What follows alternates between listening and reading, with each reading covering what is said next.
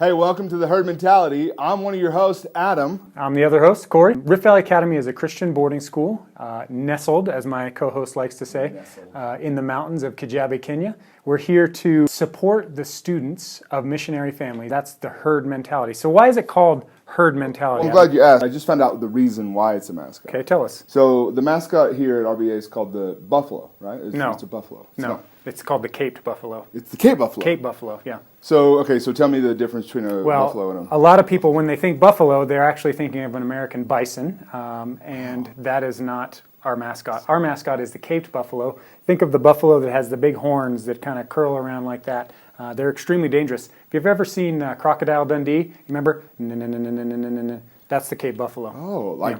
I have seen that. Yeah. Oh, so what is so you look at our set. What's the word Kiambogo mean? Yeah, so Kiambogo actually means, guess, wait for it, Cape Buffalo. You're like a wealth of knowledge here. I am. I'm very smart. Oh. So in this episode, we're going to cover a couple key staff positions. We're going to look at teachers and dorm parents. And in future episodes, we're going to look at other staff positions. We're going to give you an insight in the culture here at RVA and why we are the way we are and what we do. This next segment, we're going to talk to students around campus, and we have interviewed them and asking them what do they think teachers do in a day-to-day basis. They just grade all the time.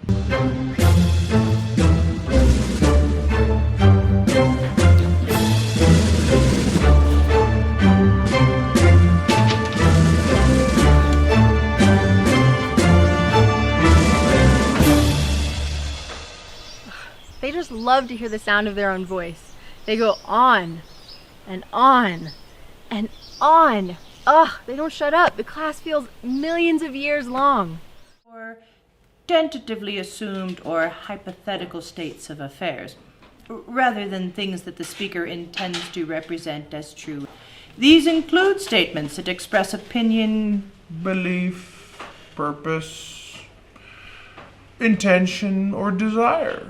The subjunctive mood, such as she suggests that he speak English, contrasts with the indicative mood, which is used for statements of fact, such as he speaks English. They just sit around all day doing nothing at all.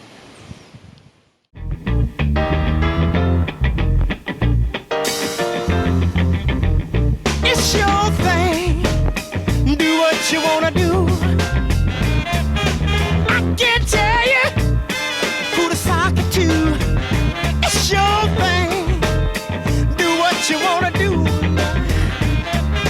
I can't tell you who to sock it to. If you want me to love you.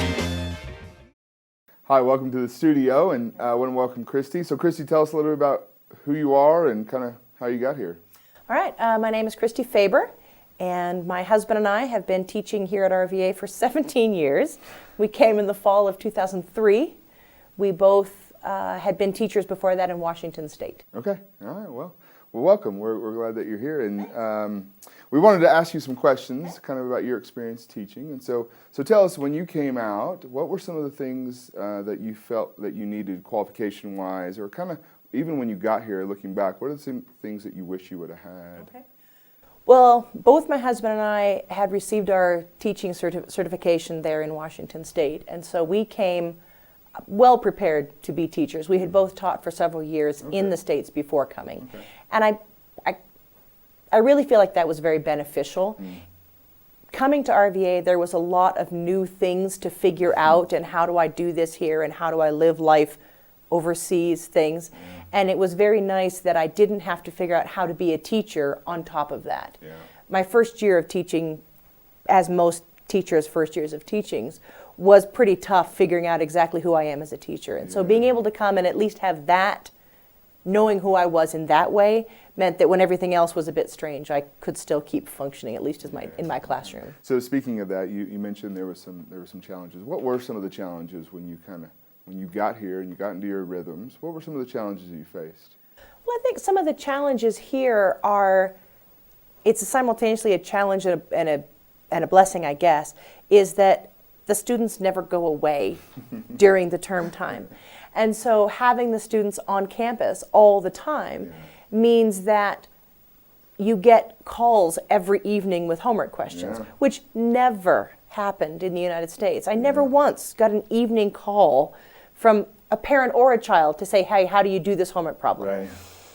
And here, I don't know that a single night's gone by during term time that we haven't gotten a call from somebody with some question. So that was an interesting thing. On the other side, the flip side of that is that it's really nice having the kids here all the time because you have much better opportunities to create relationship with them. When I taught in the States, I had my 1 hour with them or 45 minutes, however long my class period was, depending on the school, right? So I have my little time with them and then they're gone. And I just don't get to see them. Whereas here, I'm walking around in the afternoon, I get to chat with kids. I'm, heading anywhere in the evening and I get to see kids and chat with kids. And so that's also the challenge because they are going to see you all the time. So you have to kind of be aware that they're going to see me in all the different iterations of who I am. Yeah, I remember when I was growing up and seeing my teachers outside of the classroom, I thought, wow, they have a life. Like, what are they doing? And here, it's a whole different ballgame, right? Yeah, they're living life together. Yeah, so I hear you saying there's a relationship there. So what's rewarding about those relationships? Well, I think what's rewarding about those relationships is really getting to watch kids mature and grow up through the years that they're here. So I think of an example. I was out watching a junior high soccer games one day, and it's a big tournament. There's 2 games going on the field, and I'm watching this one, and I'm hearing the coach over here really encouraging, just incredible coaching. And I think, who is that? And I turned to look, and I had this young man as a 7th grader. And when he was in 7th grade, he was like, I only want to play soccer if the good kids are playing. I don't want everyone else should just go sit on the sidelines. And here he is out there and I thought, oh my gosh, they grow out of that sort of, and you get to watch them grow up and make these, decisions and do things. And it's fun. And I work with the drama department. And so I get to watch them in 7th grade drama where I'm like, okay, good job. Nice job. And then I get to watch them mature and grow and see them just become so much better than they were, and that's just exciting, and that's fun to watch them do. Yeah, so I heard you say you go to games and you're a part of the drama as well as being a teacher. So telling that challenge of balancing all those things kind of in the midst of living here on campus. Well, I think there has to be a balance. If all I did was teach, sort of why am I here? The whole point of this place is that we are living in community together. So if all I did was sit in my house, come do my classes and go home, I might be anywhere, and that's not what this is about. Right. Yeah. And so what's exciting here is that I do get to be more than just teacher in the classroom. And so I do get to be involved in the drama department. There's weekend activities that I get to be a part of, and I get to have kids into my home in a way that I wouldn't teaching in a school in the States. It would be very strange if I was just having children in my house all the time. Whereas here, I have the ability to do that. I have the ability to be walking across campus, chatting with a couple of kids and say, hey, why don't you come over for supper? We'll make dinner together. Yeah, I get to do those kinds of things. So you mentioned you taught in the States. Yeah. So what are some differences from here, teaching at RVA and teaching in the States? Well, aside from the kids calling in the evening, which never happened in the States, I found when I taught in the States, I had a lot more contact from parents. Like I frequently had parent emails going, so I'm confused about this, or what about this, or my child's grade this, or those sorts of things. I honestly think that probably on a daily basis, I had some kind of a contact from parents. And here it's much less frequent, and the students have to be a little more aware. They have to sort of keep track of their own grades and how they're doing. They need to learn how to do their own sort of, I got to advocate for myself because mom isn't right here at my shoulder going, I'll go talk to your teacher. I'll make sure that thing's okay. And so that I think is the biggest one. And I don't know that it's good, bad, or indifferent, right? It's just different. And I think that's one of the biggest things I say when you're going to come here. Wherever you've taught before did things one way, and we do things another way. And it's not a good, bad thing. They're just different. And it has to be because as a boarding school, we run differently than we would if we were just a day school. And a boarding school in Africa works differently than even a boarding school in America would work. There's a whole different system philosophy, I guess, behind it. So coming here has been incredibly rewarding, and I absolutely wouldn't want to be anywhere else. But it has its challenges. You know, having those kids, like I said, having the kids around all the time, it doesn't sound like that much of a deal, but it can be. You know, just you always have to be aware. They're here. What am I doing? What are they doing? You know, I'm responsible for these students when they're on campus. I can't just go to my house and shut the door and say, hope they're okay. You know? Right. And they're watching you, right? Right? And their parents have put them here, and that's part of what we do, is to love these children in a way that they know that they're loved and cared for, and that their education matters, but more than their education matters. And I think that's why it's the privilege we have, right, to being a staff here. So what would you tell a person who's coming to be on staff here, kind of some advice? What would you give to them? Well, I think one of the biggest pieces of advice is you have to come with that knowledge that it's going to be different, right? You have to come and say, okay, this is how I did it, and there's nothing wrong with that. It worked really well. But this place does it like this, and I have to figure out why does it do what it does.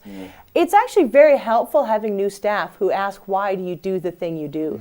Because sometimes as a school we go, I don't know why we do the thing we do. We've just always done it that way. And it's really helpful to sometimes be reminded that, oh, there should be a reason for that.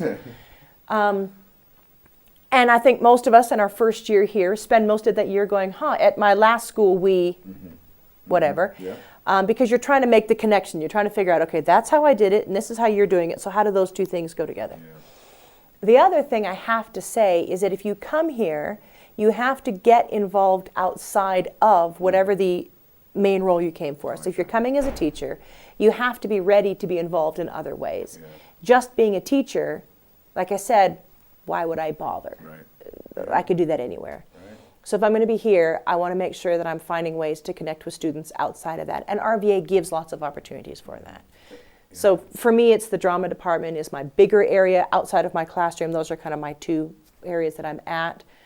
And, you know, for somebody else, it could be sports. For somebody else, there's a lot of different things, weekends and places to get involved. And, you know, nobody has to just do a thing. What a great snapshot of what a teacher does here at RVA and what teaching might look like overall. Now, we have some other people who play roles on campus. Rolls? You mean like cinnamon rolls? No. Silly. More like dinner rolls. Oh, or like orange rolls. Pizza rolls. Croissant. Yeah, sure. Yeah. Anyways, speaking of roles, there is another very important role here on campus, and that's the role of dorm parenting. Now, most people know or have an idea of what teaching looks like, but dorm parenting can be kind of a foreign concept to people who haven't been involved with a boarding school before. So when I say the job of dorm parenting to you, what do you think of? Stinky high schoolers. Yeah, okay, all right. Perhaps, but there's more to it than that. But not a lot of, like I say, not a lot of people have an idea of what dorm parenting looks like. So when you think of dorm parenting as a job, you may think of something like this. It's Dorm Divas. Go holler. Okay. Holler nicely. Dorm Divas!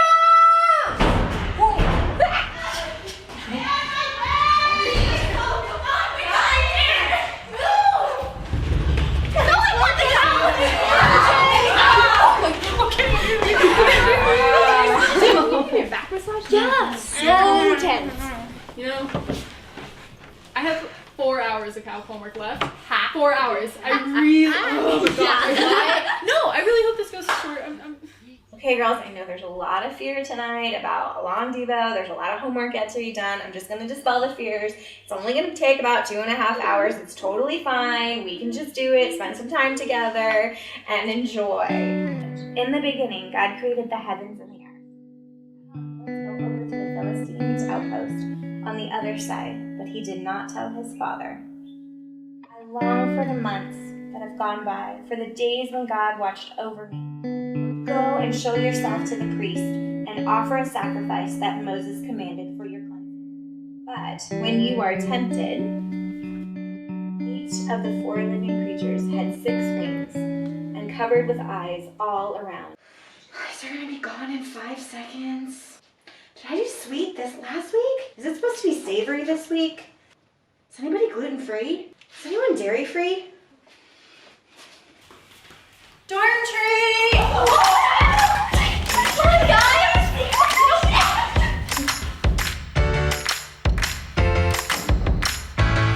can I have that, I guess? Thank you. Guys, I still have my finish your geometry round. Like that!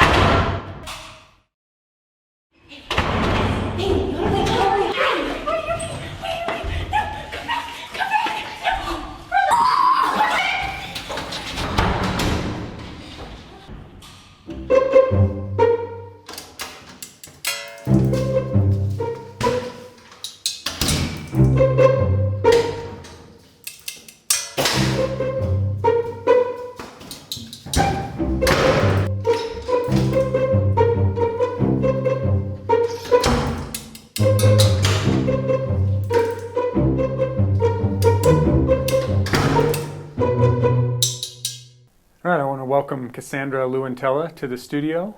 Cass, you're a dorm parent here at RVA, and seeing that last segment, hopefully it's not always like that, but we're trying to get a good picture of what dorm parenting actually is here. But before we get into that, let me ask you, what made you want to become a dorm parent? Being a dorm parent was not something I would have naturally thought of or was on my radar. God aligned meeting a family that worked here in Kenya when I came to visit another organization here in Kenya. And they had 2 kids in 2 different boarding schools. One of them had a really good experience, relatively, and one had a not so good experience. And the one who didn't have a good experience was the daughter. And the way that I was able to connect with her and interact with her, I think was beneficial for those 14 days. And Mom then encouraged me by saying, I just really wish you were her dorm mom. I think her boarding experience would have been different.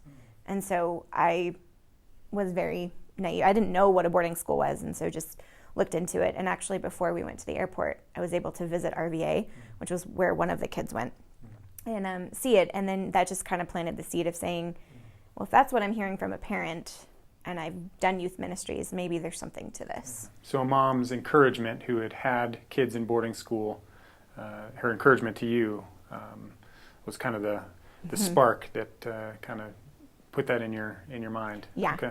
All right. So we saw in the segment that dorm life can be unique, and I'm a dorm parent as well, and I know that there's unique stories from being a dorm parent. So share with us some of those stories about dorm parent life. Yeah. One of my favorite ones is 2 of my girls decided to prank me. I went to go watch a sporting event. I don't remember what term or what sport. And normally when I come home, I am greeted by my Great Dane. I had 1 then and I have 2 now. And he normally runs right to the door. And he didn't that day. And I'm calling him and walking through my house, and he's stuck in the middle of the living room because 2 girls had toilet papered my whole living room. He's a Great Dane. He could easily charge through the toilet paper, but in his mind, he couldn't. And so I quickly clean it up because I had a feeling I knew who it was and all that. So I clean it up and I save the toilet paper, and then later ended up using it to prank the 2 that actually had pranked me with the help of the high school principal. Nice. But yeah, many moments of lovingly pranking one another. Nice. That picture of your Great Dane stuck in a wall of toilet paper is hilarious. Yes. So a lot of fun, a lot of light moments in the dorm, but it can't be all fun and games, I'm sure. What are some of the challenging things that you've experienced as a dorm mom? Well, there's quite a few, and I think that changes depending on the dynamics of your dorm. The goal for RVA is to have kids with the same dorm parent in the same dorm for 2 years. Had that for my first 4 years, and now I'm in a mixed junior-senior dorm. And so there's the challenge of reestablishing what our family unit looks like every year as seniors graduate and new juniors come in. And that changes with every group of kids, because every group of kids has their own dynamic within themselves. As well as they're teenagers, and no matter where they are in the world, they're going to face certain things. Just because they're here doesn't mean they're immune to some of those things. They might come about in different ways. Maybe what hits a kid at 12 years old in the States is going to hit our kids at 16, but nevertheless they face those. And so dealing with those dynamics of, you are still teenagers, your brains are not fully developed till you're 25, and a constant change of dynamic of who is in our house and how do we function as a family. Right. So not only are you living with 16 teenagers, but they're in a constant state of change because you have 2 different grades in your dorm, and one of those grades is always graduating every year. Right.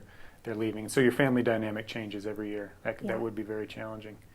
You got into this job, you said, because a mom encouraged you and was wishing that you were her daughter's dorm mom. So you got into the job to change the lives of teenagers. So talk to us about some of the rewarding stories of being a dorm mom. I think the best, people ask me often, what do you do as a dorm mom? The first thing I say is I feed people. You feed them, they will come. But then I stand in a gap. While they're not with their parents, that's my place.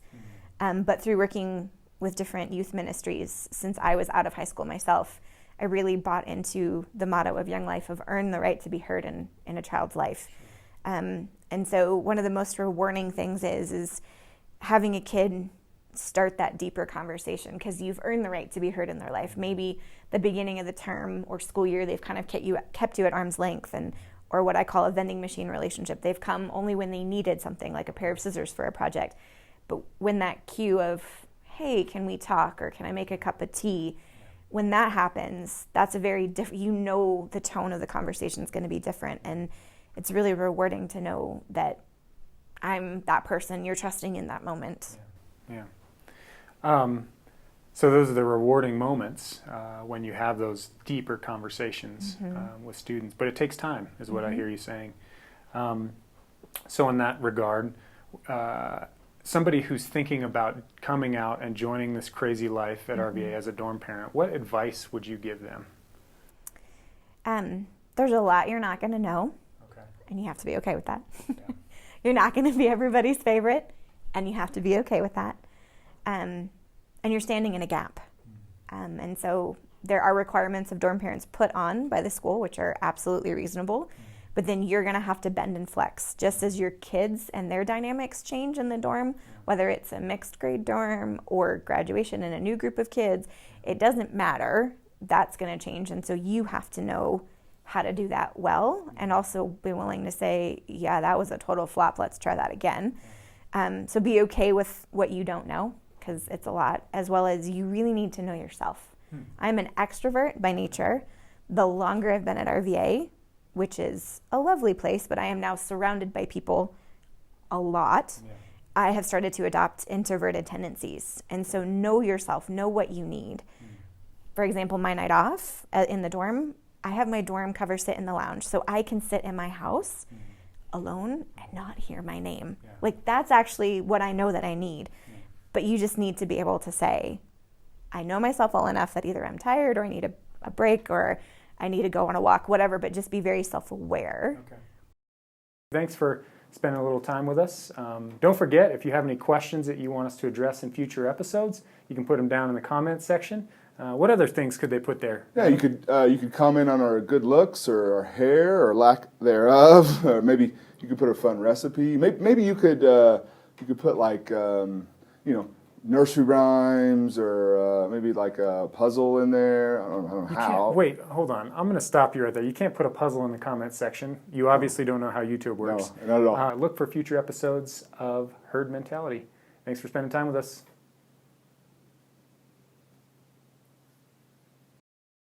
My primary role is as a high school math teacher.